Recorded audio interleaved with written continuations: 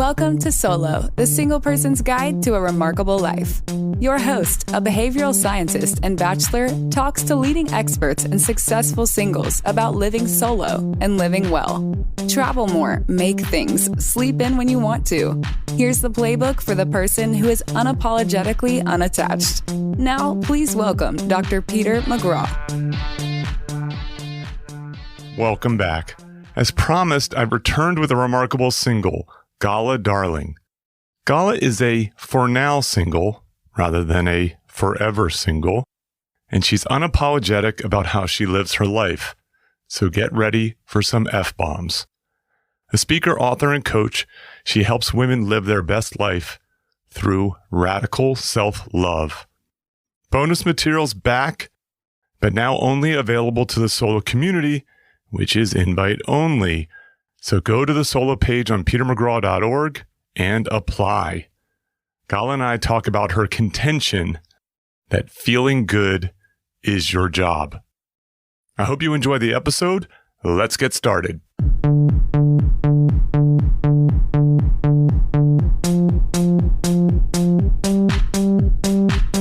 Welcome to Solo, Single Person's Guide to a Remarkable Life.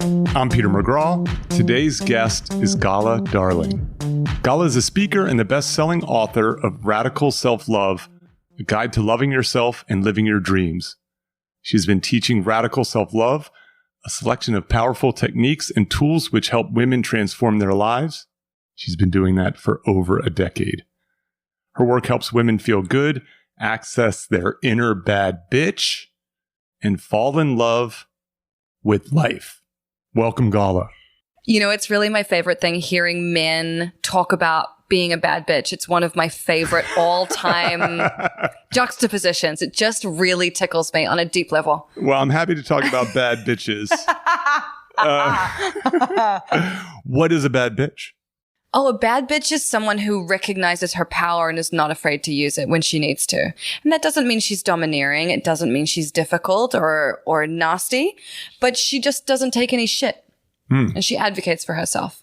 Okay. Mm-hmm. Well, I think we need more bad bitches in the world. I do too. Yes. Bad bitches make the world go round, honestly. They get shit done. So you are, I actually don't feel like your bio is accurate enough. Tell me what my bio should be. Well, because what's missing from your bio is your personality. Like your bio is about what you do. Yeah.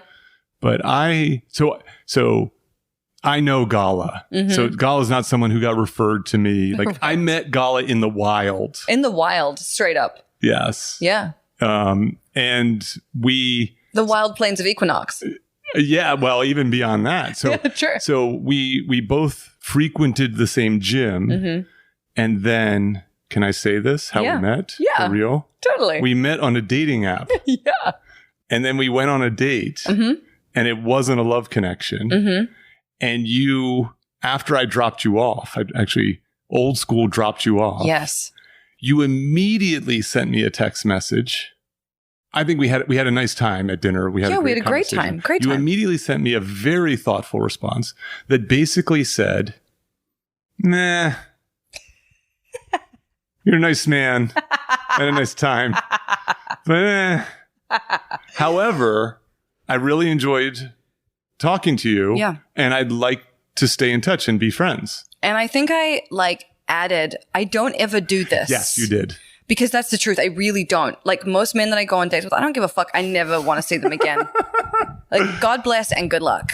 And not only did you send that, and I responded, thank you, and affirmatively, I would like that. Yeah. We have actually became friends. We actually have. Yes. Yeah. I think you're fascinating. Like, yeah, why would I be like, nah, well, no, you're so interesting. Well, that's how I felt also. Thank you. And so, yes, and so we've done that. And as a result, I've gotten to know about your work and about your life and about your story. And so as I was thinking about remarkable singles and bad bitches, I guess, I've actually been after you to have you on the pod for a while now. And so here we are, and we're fortunately doing that. So I'm super lucky that we've remained in touch. I'd like to sort of start before we get into the work that you do, but I do, one of the things that I think so fascinating about you is, again, your personality. You live a life in which you're unapologetic. And that's a theme of the podcast, is to be unapologetically unattached. Yeah. You do what you want, how you want to do it. You're thriving. You're flourishing, both personally and professionally. And then you have this like really great story. And I want people to hear your story because I think that it can be inspirational. And so we're going to start your story with something that your father told you. Okay. Do you think you know? I feel like I know what this is, but why don't you just tell me? Your dad told you not to have children. Yes, he did. I knew that's what you were going to say. Yep. He said, Gala, don't have children. There are better things you can do with your time. Yes. I remember you telling me that. I remember being struck by that. Yeah. Especially because it came from a parent. Right. Who loves me deeply and is my biggest cheerleader, bar none. He's not like a shitty, abusive, neglectful father. He's actively involved. He just called me as I was pulling up here. Like, we talk every fucking day on FaceTime. That's amazing. Yeah. So, okay. So when did how old were you when he said that? I think I was 22, maybe 23. And that was like just around the time were you already transforming yourself? Yeah, I was. I think by the time he said that, I had like started my blog and I was doing my thing, or maybe it was just before. Okay. Yeah. All right. So let's step back. So you're from New Zealand. Yes. And you were living in New Zealand at the time? Okay. So what was your childhood like? So this sounds like quite a guy. Yeah. And so what was, it wasn't the Darling household. No, it wasn't. It had a different name. You've changed your name. Yes, I changed my name because it came to me in a dream when I was 22 and I wrote it down and got it changed. Because in New Zealand, it's like $50 to change your name. It's super easy. I was like, oh yeah, great. Let's do it. But my childhood was, I'm an only child. Okay. My parents both had their own businesses and always said, if you want to make a lot of money, you have to run your own show because otherwise someone else will always tell you how much money you can make. And that's simply not acceptable. Like, that was the bar of our household. So this is like a little bit like rich dad, poor dad story. So you had the rich dad or the rich parents perspective. Totally. And my parents are they're different, you know, they really, like, I guess they give a little bit of a fuck what people think, but mostly they don't. Okay. And they never made me tone down my weird teenage stylistic rebellion. The only thing they said no to was black lipstick. They were like, we just can't we just forbid black lipstick, but anything else, you can wear angel wings, you can wear combat boots, whatever, corsets, it's fine. And you were wearing all those things? Oh, yes. Okay. But, you know, my parents also were, you know, they're very hard workers and they really believe in doing a good job and having integrity and like being creative. But they also were very interested in self-help and self-development. Like, my father would listen to Wayne Dyer tapes. Oh, really? Okay. And they were into like Tony Robbins and they would go to these like self-development seminars. So that stuff never seemed weird to me. That just seemed like an obvious thing that you do if you want to become a better person. Okay. That makes sense. So that's like a huge piece of how I ended up being who I am. So aside from the black lipstick, they weren't stifling your flair. No. Yes. Okay. And like, I don't blame them. Black lipstick is really a bad look. Generally, like with your coloring, especially. Yeah, totally. Yeah, totally. You look like you've been feasting on corpses, and it's not the look. That's hilarious. Okay, so you're growing up. You're a little bit of a kind of alt, kind of a little bit rebellious. Yeah. And so then you get out of high school, you go to uni. Okay. And what are you studying? What are you doing? How are you approaching university life? So I basically, from the age of 13 to 23, I was very depressed. I was very unhappy. So, and my theory on that actually is that when I was really young, I was really creative and it was always like, you can be anything you want, blah, blah, blah. And I feel like once I started to enter high school, my parents and teachers would say things like, well, you need to focus on something that's going to earn you money. You know, you're probably not going to make any money being like a writer of books. Like, maybe you should be a journalist. And I was like, fuck. Or maybe you should be a lawyer. Oh my God. So I really feel that part of my depression was around feeling like I wasn't going to be able to be creative in the way that I wanted to be. Okay. And the school that I went to was an all girls, like Christian school, and I fucking hated it.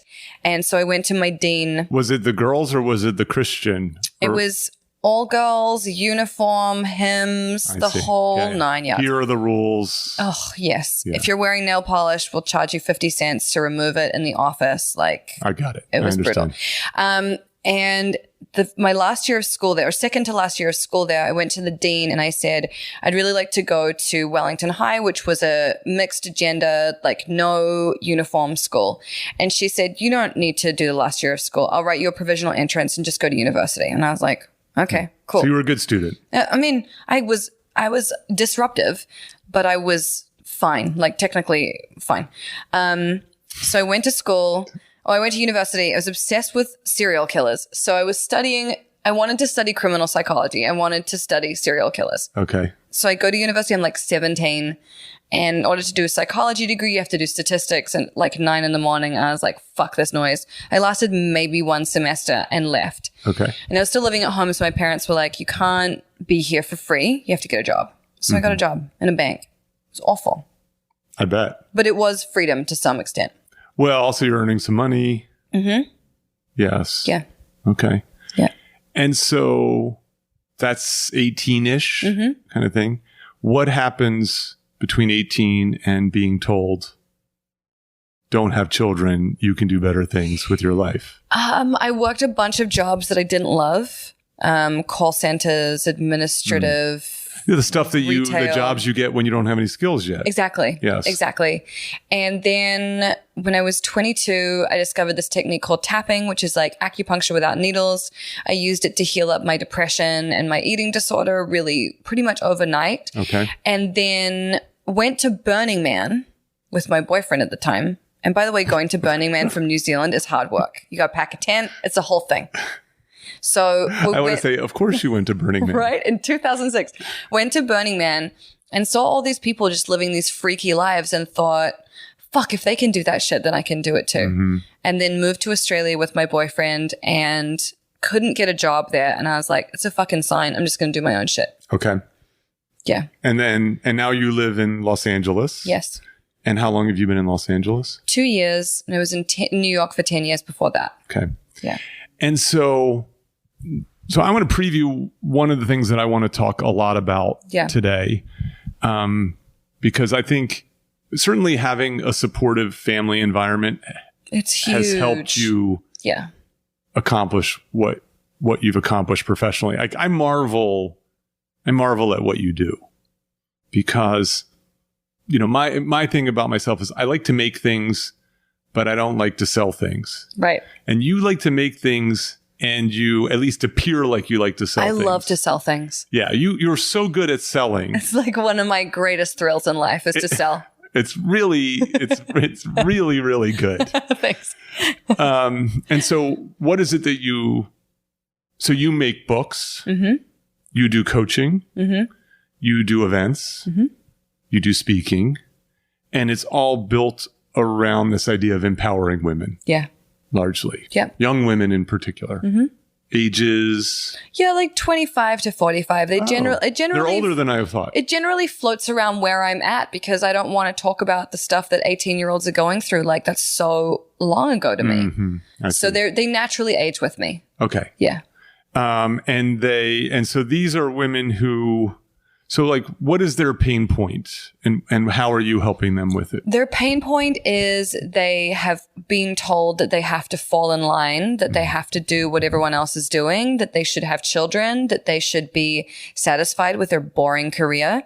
And they want to be confident. They want to be like all those women that they see. They want to be like Rihanna. They want to be like Beyonce. They want to be like Oprah. They want to have a fucking empire and they want to live life on their own terms. Okay. So these are women who are sort of breaking out of traditional gender roles. They're clearly feminist, and looking for equal opportunity. Yeah. Looking for, I think one of the things that you do well. So I follow you on Instagram and Twitter and so on. So I pay attention even though I'm not the target audience. I'm not the target audience. There's way too much pink in your... There's a lot of pink. And your apartment is markedly unpink. The only thing pink in here is my handbag. I see zero pink. I have some yellow flowers. That's as colorful. You got some red bar stools, but that's very manly. Indeed. So but your messages are always so inspirational. Like they're very elevated. They're also, I like the term unapologetic. Mm-hmm. They're not, and so they are really designed to help these women transgress. Yeah. I don't know the right word to think about it. Break the rules, live the life that they want to live. And be creative. Mm-hmm. So it's built on that. On that principle. So, okay. But in order to inspire them, you need to be inspirational. Mm-hmm. There's like a little bit of this, don't do, it's sort of the show, don't tell part of your business that's there. And so so this is getting to the point that I want to talk about. And let me just be clear why I want to talk about this stuff. I'm thinking about narrative. Okay. So I'm thinking about the stories we tell ourselves. The stories we tell ourselves about our life is our life. Yep. And you can change the story and thus change your perspective on your life. Completely. And so I have been thinking about what is the story of the solo, right? Of the remarkable single person. Mm-hmm. And I've been working on these, I call them the 3 R's. Okay. So You're good with your systems. I like your systems. I do. I have my systems, my models, my projects. That's great. So the first R is recognition. So you need to see the world for what it is, right? To see, to see the pressure that you're talking about that these women are getting about the jobs that you're supposed to be working, the relationships you're supposed to be having, and the number of children you should be having and when you should be having them, and so on. The second is, and this is a new word that I've used, is an act of rebellion, is to rebel against that. Yeah. To push back on those ideas and to not accept them as the path that you should be walking. And then the last R that I want to talk about is this necessitates an act of reinvention. Yeah. A change to your life, your lifestyle, your perspective, where the old rules no longer apply and you get to pick the new rules that you want to apply. Yeah. That's there. And you have reinvented yourself. Many times. Yes. It's not it's not just one and done. Okay. So, and what I like about this act of reinvention is that it can be internal, it can be psychological and emotional. Like you reinvented your emotions through this process of tapping and to give up the depression, for example. I think a lot of people, my guess is a lot of your clients struggle with anxiety. Yep.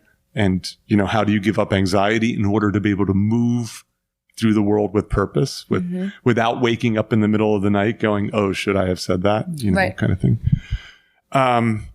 So, and then there's an external reinvention, which I often push people towards. And that may be in your space where you live, the place, your apartment or your house. It may be your look, your clothing, makeup, hair, your body. Yeah. You change your body. These kinds of things. Sure. And so when a 23-year-old woman changes her name to Gala Darling, that's an act of invention. Yes. Reinvention. And yes. So tell me, so if you could just talk to me about your perspective on this idea, how you've done it in your life, how you encourage the women who you work with to do it. I'm guessing you've got a plan when it comes to this stuff. I don't know that I do have a plan. Okay. I think, like you said, there are so many ways to reinvent yourself. And sometimes you start with the internal and sometimes you start with the external. And it depends on what happens. So with I guess my first act of reinvention was healing from this eating disorder and healing from depression. And when I did that, what I noticed was that I wanted to dress differently. I no longer wanted to wear black from head to toe. That didn't feel aligned anymore. Okay. So I started to wear color. And in fact, the first post on my blog, which started the year that I did all of this healing work, the first post was called Fashion Help for Recovering Goths. And it was about how to work color into your wardrobe if you didn't know how to do it. Oh, I love it. Yeah.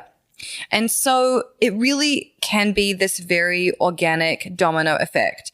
And so maybe you start wearing different colors, and then when you go to decorate your apartment, you think, well, I actually want a lot of white in here, or I want, blue accents or pink accents. Whereas maybe in the past, in my older house, I had like a black couch, for example. It's like very different.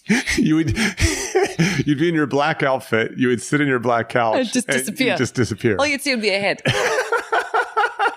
And some hands. Yeah, totally. That's really funny. But no, there's so many ways to reinvent yourself. And I think all of them are equally important. And for example, you might change your mentality, you might change the way you dress, but if you don't ever exercise, you're really missing out on a huge piece of what your reinvention could entail. Mm-hmm. Because I think that physical piece of it is so huge. I agree. The way that and I know this because you're a fitness nut as well, but the way that you move your body radically impacts your psychology. Yes. I've been using, I took this from an earlier episode. I lately, especially if I'm a little low energy or I've got a lot going on, I do these workouts. I call it Move with Joy, where I just pick like 10 exercises that I want to do, that I like to do. And then I cycle through them 3 times. Mm-hmm. And I just always feel better at the end of it. Yeah. Now, is it the best workout possible? Am I working my weaknesses, whatever? No. Mm-hmm. But I just move for 45 minutes in a way that helps my mind, body, and soul. And it makes such a huge difference. Yeah. Now, that said, I've seen you work out. You work out with a trainer, and you work out hard. Yeah. Yeah, I do. He kicks my ass. He worked me out today. We're doing 3 days in a row. I did 4 o'clock yesterday, 11:30 today, and I got to go back at 4 o'clock tomorrow. Okay. I'm fucking exhausted. Yeah, that's hard. And but then you will take a day off, I hope. Mm-hmm. Okay, that's good. Okay, so this idea of, and I agree with you, it's like, everything look, the clothing, everything the hair, else. the makeup, all that stuff, I think does matter. Sure, totally. And I had a previous episode called Clothing the Solo. I think dressing well for yourself and having a style matters. I think it affects the way people treat you, and I think it affects your confidence and so on. However, it's much nicer to clothe a body that you're excited about. There is a quote by Rick Owens, who's a fashion designer. Okay. And he said, I can't remember it verbatim, but it was something like, basically like, nothing feels as good as being in a fit body. Stop buying clothes and go to the gym instead. Wow, this is a fashion designer saying this. Yes. Yeah. And I often think that when I'm feeling not great about my body and I'm looking at clothes online, which is one of my favorite ways to de-stress, is to just scroll through endless options. Okay. And I sometimes think to myself, I can buy as many outfits as I want, but if I don't feel great in my body, it's really not going to make a difference. Mm-hmm. So really what would be better is if I just go a little harder on the bike. I see. Yeah. Yeah. Yeah. And for me, it's, just keep swapping out salads for sandwiches. Mm-hmm. Anytime I'm tempted to have a sandwich, have a salad instead. Yeah. That has such a powerful effect. Yeah. Do you do intermittent fasting, by the way? Not really. I do. I don't eat late at night. Okay. And I try not to eat right away in the morning. Okay. I try to wait till I'm hungry to eat. Okay. But I probably do a 12-hour fast. Okay. It's there. But to me, the benefits of the fasting is about calories. Yeah, because there's no way you can eat as many calories in an 8-hour window. Yeah, basically. I think that's the main benefit of it. And I don't have too much trouble with the calorie stuff. Yeah. So I'm more focused on the macronutrient type side of things, like good whole variety of food. Yeah, okay. So, and I what I want to say is, and I've said this before and I keep saying it to people, I think we get ourselves into a very difficult space when it comes to fitness because we're trying to look like the Beyoncés and the Rihannas and these people who have these amazing bodies. Yeah. They also have professional dietitians. Yeah. They also have trainers. They also had amazing bodies naturally. Yes, great genetics. Right? Or they would not, you would not have plucked Rihanna out of, where was it? Barbados. Right. You know what I mean? And brought her to New York. Right. I've always said is you want to try to have the best body that you can have. Completely. On my vision board, I literally have a photo of myself from like 2 years ago. All right. Because I'm like, I know my body is capable of looking this way, and that's where I want to be. Yeah, and it's not someone else's body that you're trying to have. I know that it's fully achievable. Yes. And I also think it's important for us to have high standards for our bodies. There's like a lot of people are kind of like, they get confused between loving and accepting yourself, and they feel like if you really love and accept yourself, then you shouldn't try to change it and you should just be happy where you are. And I think that loving and accepting yourself and transformation and improvement can exist in tandem. Okay. And I think that's really important, to always strive to be the best version of yourself, the fittest, the most energetic, the one that sleeps the best, whatever. And having a really good, robust sense of fitness helps you with all of those things. I agree too. So I had recently celebrated the 50th episode of Solo, and I revisited some of the themes. And one of the themes that I had sort of lost track of for a while is this notion of living on your edge. So living in a place where you're not too far across your edge and you're too anxious and scared and overwhelmed, but you're not close enough to your edge. Right. So I feel, and you can imagine your edge being, you can have a professionally, you're challenging yourself in your career. You're living on your edge socially. That is, you're putting yourself into novel situations, meeting new people. Perhaps it's someone who hasn't dated but wants to dip their toe in. But maybe living on their edge is taking on a physical challenge. You're going to run your first 5K, or you're going to do something like that. Or you're going to begin, you've heard that lifting weights is good for you, right? Like jogging is not the way to be fit anymore. That was good in the 70s when no one worked out. But now you got to lift some weights, move some iron. So, now you're like, I'm going to try to lift some weights. I'm 60 years old. I've never lifted a weight before. And it's so good to be at your edge. It like enlivens everything else. Indeed. I was just in Las Vegas, and my friend took me to an exotic racing track day, and I raced Ferraris around a track and with a helmet on and my foot on the fucking floor. And it was so exhilarating and terrifying at the same time. Like I was driving around and I was having to breathe like this to like keep my heart rate steady. And it was one of the best things I've ever done in my life. That's great. And you need to have those experiences. They remind you what the fuck you're alive for. I agree. And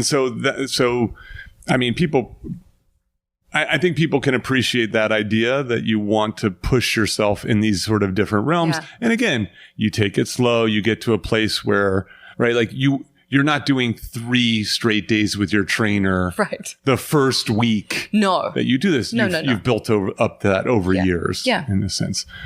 So these ideas, you're communicating these things in your blogs, in your social media posts, in your speeches, in your books, and so on.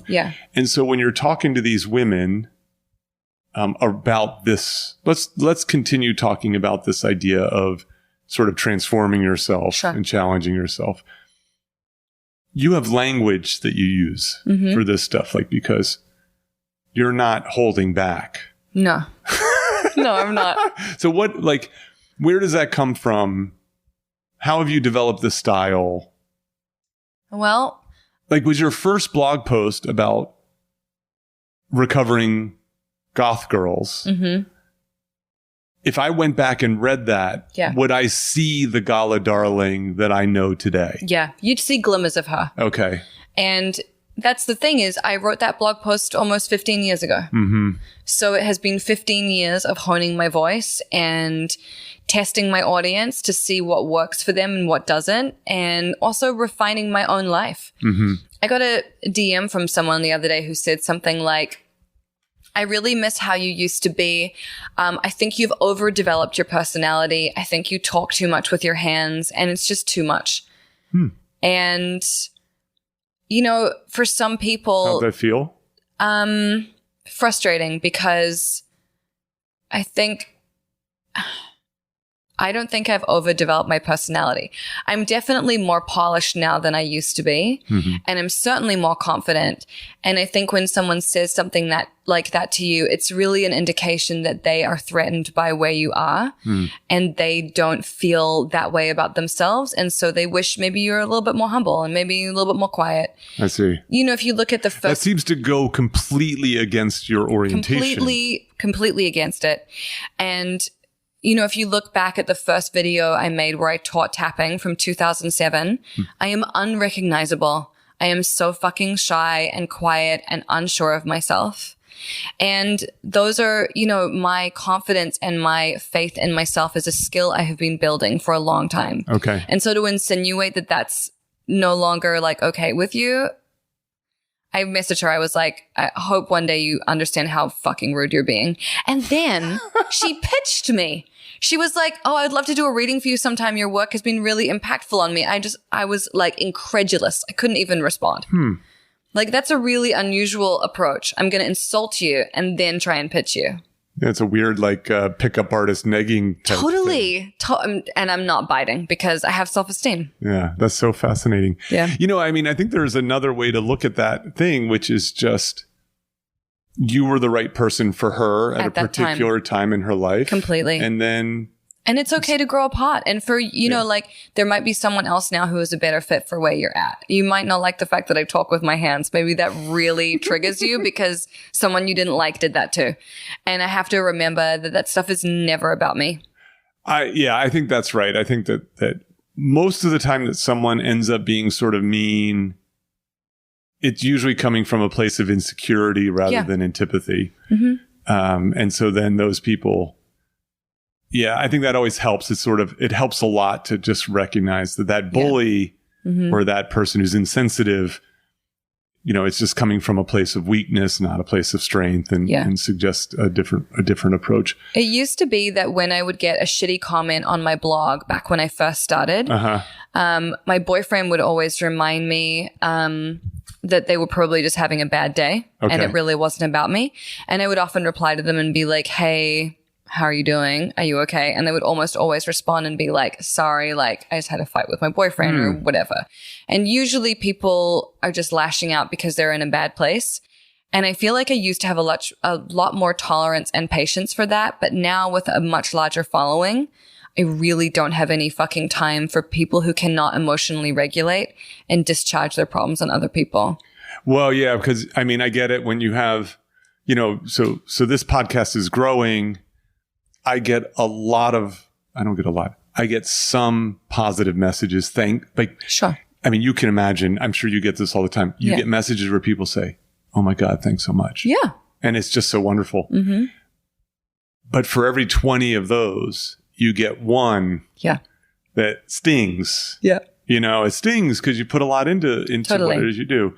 And then, but when you have your kind of following, 20 to 1, that's all those ones. There's lots of those ones. Right. And I could see how that could be. It's interesting. I feel like I used to get trolled a lot on the internet, hard. And now I really don't. And I think when people say things to me, they really are trying to be kind. Okay. But I think the trolls and bullies have realized that I really don't give a fuck. Yeah, you're not changing you. I'm not. I'm just not. So whatever. Good luck. Yeah, I think that's right. Yeah.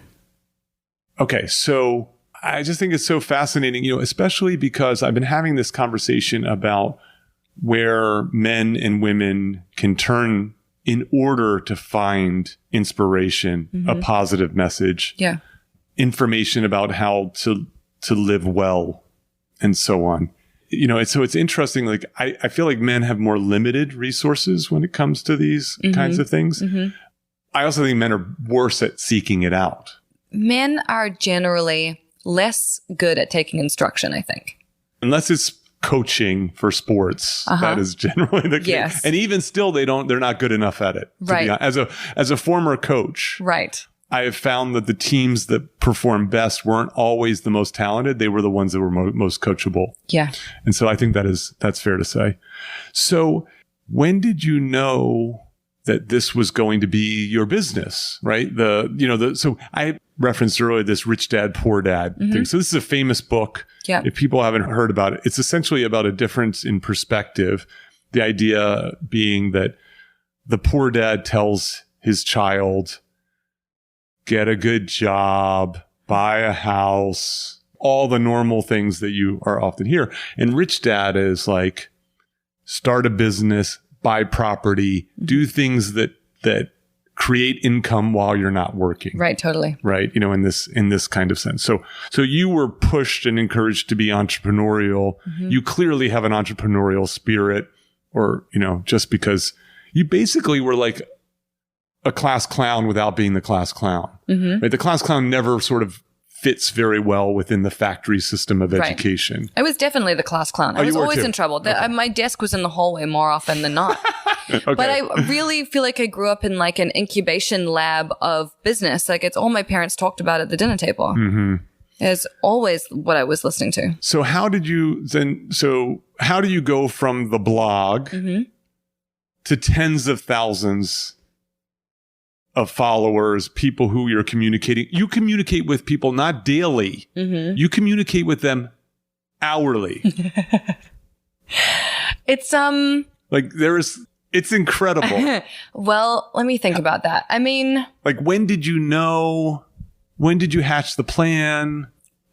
Well, I grew up on computers and loved them. Okay. And when I was 13 and got an internet connection for Christmas, I was like away to the races. And I loved that I could broadcast what I was thinking, whether it was like making a website or having an online journal or whatever. Okay. And I had an online journal in the early 2000s that was quite popular because I was a complete oversharer. I had no boundaries. I see. So people love to read about that. So I had that for a long time. And then when I started my actual blog, I said on my online journal, this is what I'm doing now. So a lot of people came over. But then growing the blog was really about creating evergreen content and creating things that people were searching for. So my blog was so much how-to content. That was what I was writing. And I was so excited to have my own business and to not be working in a job that I was posting like 5 or 6 times a day, every day, writing articles like it was just going out of style because I loved it so much. I was so passionate, and there's no substitute for that. Like, yeah, you got to feed the beast. And not even that. It's just like there are people who might be more technically proficient at writing than me, but they weren't as passionate. I would like wake up at 2 a.m. and have an idea and write it and post it. Okay. And you just can't compete with that. And then I got a column in Cosmopolitan Australia magazine. So that exposed me to a huge amount of people. I moved to New York City and I started going to Fashion Week, and it kind of like grew from there. I see. And then in about 2010, 2011, I was sick of fashion blogging. I was like, this is fucking shallow. I don't care about this. I really want to help people with self-development. And I looked at who was in the field and I thought, okay, I want these people to be my peers. And then I set about changing the direction of my business. I see. Yeah.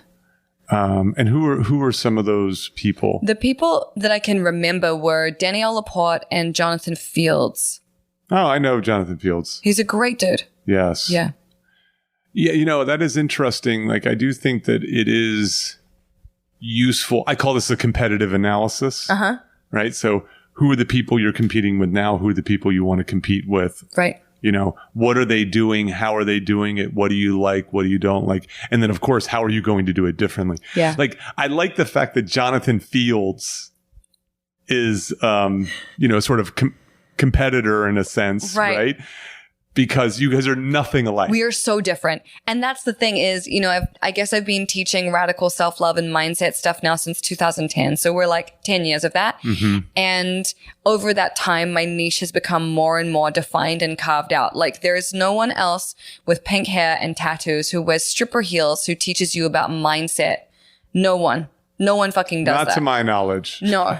And that's why, you know, I love what I do because I get to just be so, like you say, unapologetically myself. Yes. And like you were saying about setting the example, is the bigger I can make my life and the more risks I can take, the more I can demonstrate that that's possible for my audience. And then the more comfortable they are trying even the smallest thing. So it's literally my job to live on my edge as much as I can. So I assume that your Ferrari racing was well documented. Yes. And and pushed out to everyone. Yeah, it was immediately up on my stories. I see. Yep. Yeah, that makes sense. So we're going to return to the radical self-love in the bonus. We're going to do a little bonus material. Cool. I'm bringing back the bonus material, Gala. And we're going to talk about a phrase that you have, which is, it's your job to feel good. Yeah. This is just a tease, people. You got to join the solo community. Do you feel scintillated? You should. It's really good shit. It's good stuff. We've got and you. if you want it deep, you can buy the book. You're working on a new book, though. I am exactly halfway through. I just released my 6th chapter of 12. Okay. And so one of the things is fascinating. This is a relationships book. Yes. And you are writing it and publishing it simultaneously. Yes. I released it as a serial. That's how I've done all 3 of my books. Which I think is really, as someone who has not done that with his books, I find it really fascinating and exciting. Especially because, like, I hate the idea that you have these ideas and you have to hide them until some big launch. Right. And so I like that you're doing this. And so what's going on with this book? Okay. What's the story? So this book is called Hologram Heart, and it's really for primarily women who have just been in relationships that don't fucking work. Okay. And in this book, we look at why those things don't work. We look at attachment style. We look at imago blueprint. We look at codependency. We look at, like, why do you keep dating projects? And in addition to the writing and talking about my own experiences, there are tapping routines that go along with this. So let's talk about this, because you've referenced tapping twice now, and I'm familiar with it because I've seen your videos and so on. But how do you describe I had never heard of it before meeting you. And I always joke, I'm not into the hippy dippy stuff that much. And it sort of feels it's a little hippy dippy. Right. But it clearly is a valuable tool. And so let's just pause for a moment and talk about tapping. I'm not into hippy dippy either, but I'm into things that work. Sure, of course, yeah. And, like, if I had to paint my tongue red for a result, I'd do it. I would say this, if I have to put a crystal up my ass, it's going to help. I'm going to put a crystal up my ass. Totally. Right. So I get it. Okay. So tapping is emotional acupressure. You're tapping on meridian points in your body with your hands. And as you're doing that and stimulating these points, you're talking about something you want to let go of or change. Okay. And as you do that, you're talking about how you love yourself, you accept yourself, and you forgive yourself anyway. And then once you reach this place of forgiveness and acceptance, which happens quite quickly because you're bypassing your conscious mind when you do this, you're going straight into your subconscious, then you can direct your mind to a new place. So you can implant a new belief. Okay. So I really believe that what you're doing is creating a new neural network. I think the research is, like, slowly catching up to that. The research is getting really interesting, but I'm not a scientist. It's just not my field.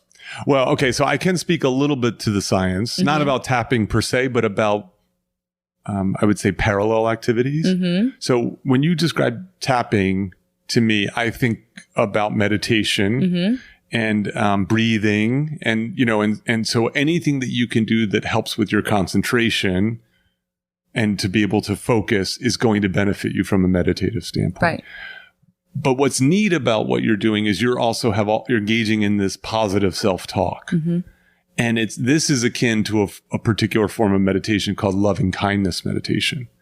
And so in loving kindness meditation, the sort of first level is to love yourself, is essentially to say positive things, express positive intentions about yourself. It has now lapsed, but I did have a loving kindness meditative practice. I do it when I'm at the dentist, I notice now. But it's so let me think if I can remember this. It's I would say to myself, I'm patient.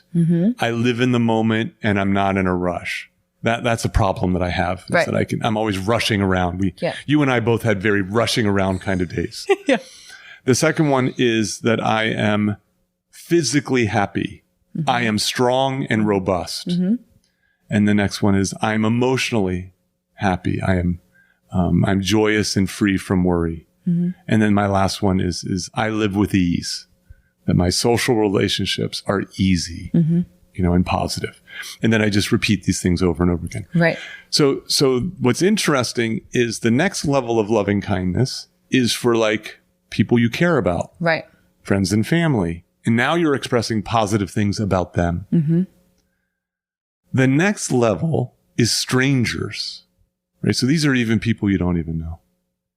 The next level, which I never got to, Because by then the dental work is over. Seriously. And you're high as a kite on laughing gas and you just toddle out the door. Is your enemies. Okay. To teach yourself to think loving and kind thoughts about your enemies. And then the last thing is all things. Right. So not just human, all things. Animate and inanimate and so on. Well, the research on this is incredibly clear that a loving kindness practice, when done 6 days a week, for 6 or more weeks, starts to have a very positive effect on our lives. And so, I'm a believer. And so I will tell you this, but prior to the data, I was like, well, I'm not that into hippy dippy stuff. All this meditation stuff sounds a little hokey. Yeah. Time and time again, whether it be neuroscience work or other behavioral science work, suggest in the same way that you exercise your body, it gets stronger. Right. It feels better. You exercise your mind in these ways. Yeah. It gets stronger. It gets better and so on. Yeah, for sure. Wait, so we paused on the tapping stuff, which I think is a neat because I was talking about how that comes along with the book. So people think that if they're codependent, that's a lifelong curse. Just like I thought my eating disorder was a lifelong curse or my depression was a lifelong curse. Or they think if they have an avoidant or anxious attachment style, they're going to be like that forever. And it's simply not the case. You can fully rewire your brain so that when you're dating someone and they don't text you every day, you're not freaked out about it. I see. You can relax. You can be at peace. You can feel safe. And I haven't seen anyone marrying these two things together at all. And the research it's not really research, but the feedback I'm getting from my customers is unbelievable. That it's working for them. They're feeling just so good about their relationships. That's great. Okay. So in the intro, we talked about falling in love with life.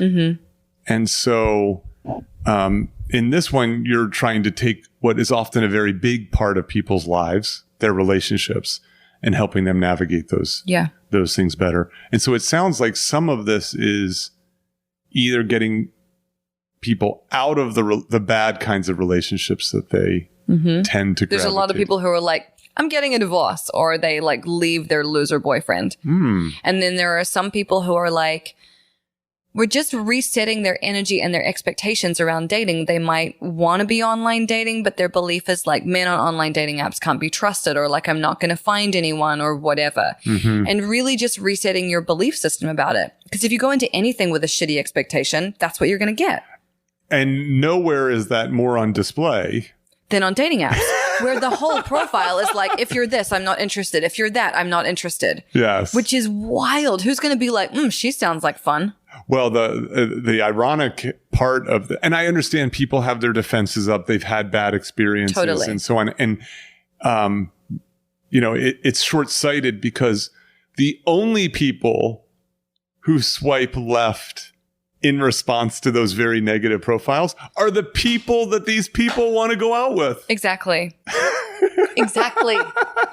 That's the thing. The more, like, whatever it is, the more you focus on it, the more you get of it, the bigger it becomes. So if you want to date someone awesome, talk about what you hope for in a relationship or in a date. Say like, I would love to date someone who can cook for me and like, let's go on a picnic and like, let's go on a boat or something. I love sunset boat rides or whatever. Focus on what you want. That's the fucking secret to life. Don't focus on what you don't want. It's like when you're driving down the street and you see a lamppost and you're like, fuck, I don't hit it. And you keep looking at it. You're going to fucking hit it. Yeah, I think that's right. It's so basic, but people just do not understand this. I think the issue is that we are so in tune to negative things. There's this thing called the negativity bias. Yes, exactly. Which is why with the one negative comment out of 20 is all you can think about. Yes, that's right. I know better than to look at my book reviews, but on the rare time that I have, or even my teaching evaluations, I should know better. Kind of thing. And so now I'm good. Sometimes I'll have someone else read the stuff and say, if there's valuable feedback, give me the valuable feedback. Yeah, I do that too. Leave all the other crappy stuff aside. Yeah.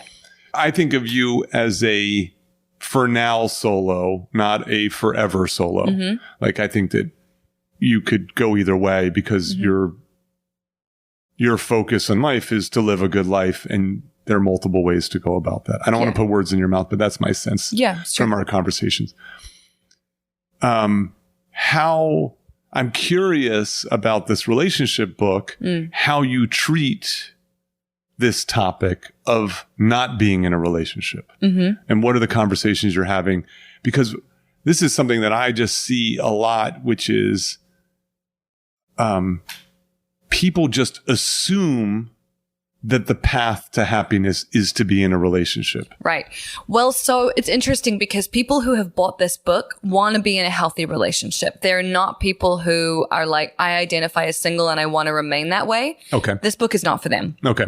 But I think the problem that a lot of people have is that they treat life while single as just a stopgap between relationships. I think that's a mistake. And they're just waiting for like Prince Charming to walk through the door. That could be 10 years from now. That could be 10 years from now. So you better have something going on. And I also think that, you know, there's so much emphasis put on like our looks and like, what's your body like and blah, blah, blah. But you're not going to be able to be in a fulfilling relationship if you have no internal world. Because there's nothing to talk about. You might find someone to bone for a while, but when it comes to like actually talking about your hopes and dreams or what you're interested in or what you want to do with your free time, if you have nothing to say, you're going to be a fucking boring date. I will say this, and this is as a man in particular, but it's like, what are the interactions like post sex is where the most clarity lies. Right. Right. Right. So in the hour after you've had sex, right, what's the conversation like? How engaging is it? How much fun are you having? And that's where like the true interestingness of you and the other person lies. Right. Because you are without this one particular goal. Right. And so I kind of feel like be the person who's interesting post-orgasm. Yeah, that should be a bumper sticker. No, it's so good.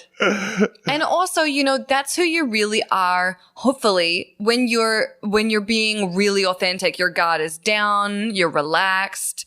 Hopefully in that moment, you're still imaginative and fun and thoughtful and and you know the issue is this is all the things that people think are the appealing things when it comes to dating and sex have gone away you know temporarily you know until at least during a refractory period right that are there. And so I agree with you because relationships, whether it be pursuing them and certainly maintaining them, is not built on looks. No. You adapt to looks. You do. It's built on personality and it's built on lifestyle and it's built on values and it's built on... I mean, that's one of the reasons why my policy, I guess, is to put off having sex for as long as possible. Okay. So my therapist says, and she said this to me on my first visit ever, she was like, sex is glue. So as soon as you start sleeping with someone, all rational thought goes out the window. You lose all the red flags. You have no fucking idea. I call it the genital heart connection. Right. So what I like to do is give people the opportunity to show me who they really are. Okay. And do we have things to talk about when sex is not on the table? Because I will say up front, I'll be like, I take things really slowly and I just need you to know that. So that's where I'm at. And if we don't have anything to talk about, then that's really going to be a problem. And I've had relationships where there's like great sex, but there's nothing else. Or I don't feel like if some shit went down that they would be able to handle it. I don't want to feel like I'm the strongest person in the relationship, you know? And so that's important to me, is to like put off the sex for as long as possible, build some kind of real fucking connection. Because that's what matters. Who knows what's going to happen if you're in a relationship and someone ends up in a wheelchair or something like that. Like, sex might be off the table, actually. So you better have something else. Okay, so when you're talking to these women who are treating their single life like a liminal space, right, as this sort of temporary stopgap, a transition. Yeah. How are you coaching them away from that idea? Because I agree with you. I actually think that having that belief, first of all, who wants to go through, when you think about your life, for a lot of people, most of their life is single on one end or the other. Yep. And so first of all, who wants to go through a life, well, let's say where half of your adult life you're single, where that half of your adult life is less than. Right. I think that's already a problem.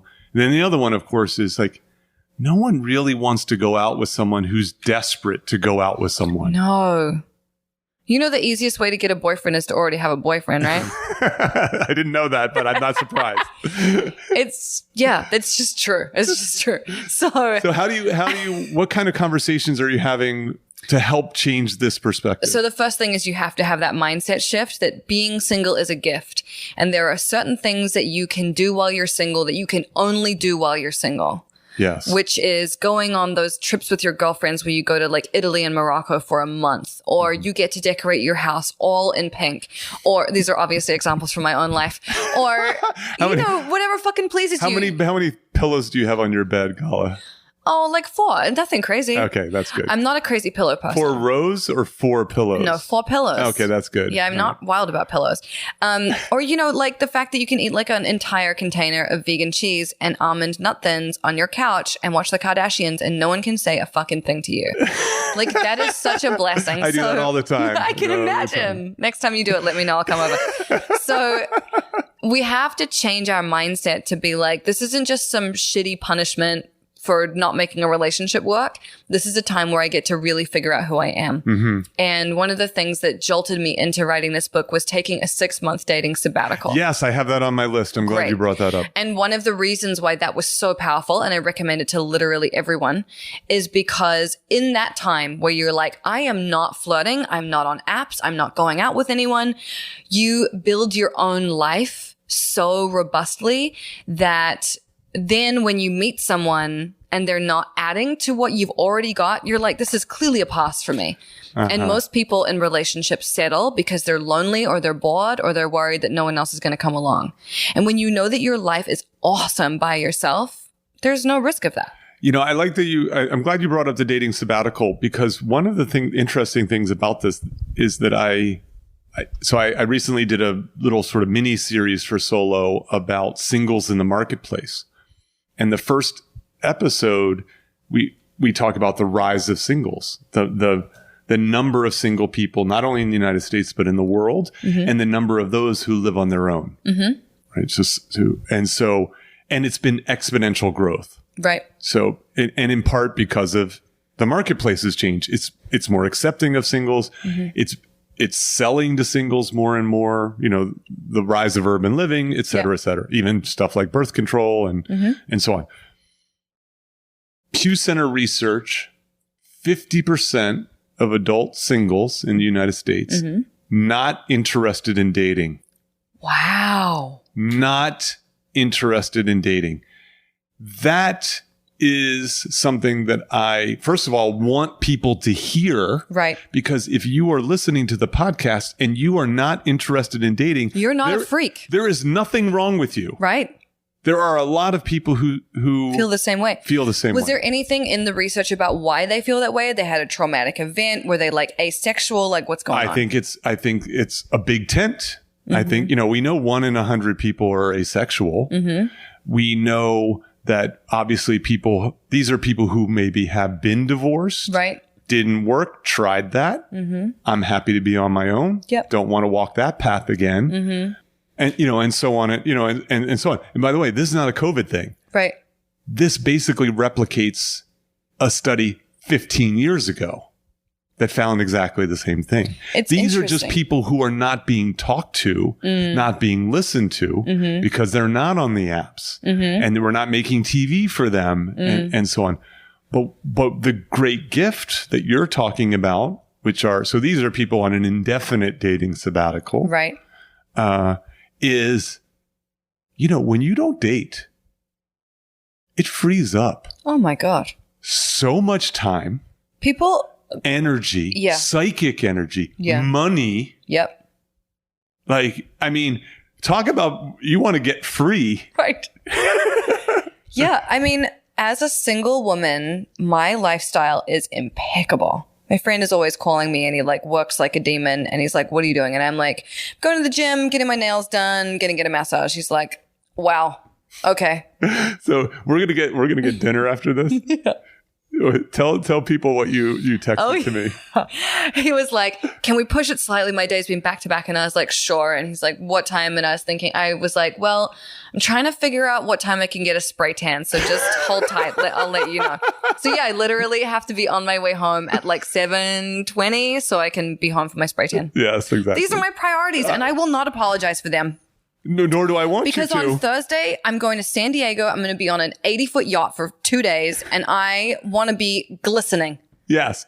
By the way, I think what I said was, I'm at your disposal. Right. I was like, I wasn't going to. I am. So I actually think this is probably a good place for us to wrap up. Yeah. We're going to. So for members of the solo community, if you haven't joined the solo community yet, it's invite only at this moment. But go to the solo page on petermcgraw.org, apply, and you can get to listen to the bonus material where I think we're going to talk about self-care. Which you don't want to miss out on because we're going to get so fucking juicy.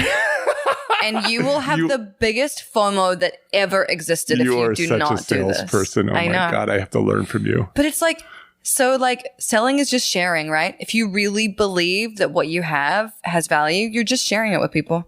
That's right. We haven't even taped the bonus material and I'm sure it's going to be good. I already know how good it's going to be. All right.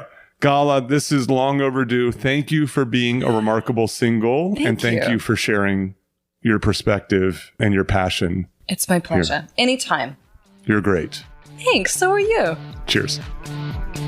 Thank you for listening to Solo, the single person's guide to a remarkable life.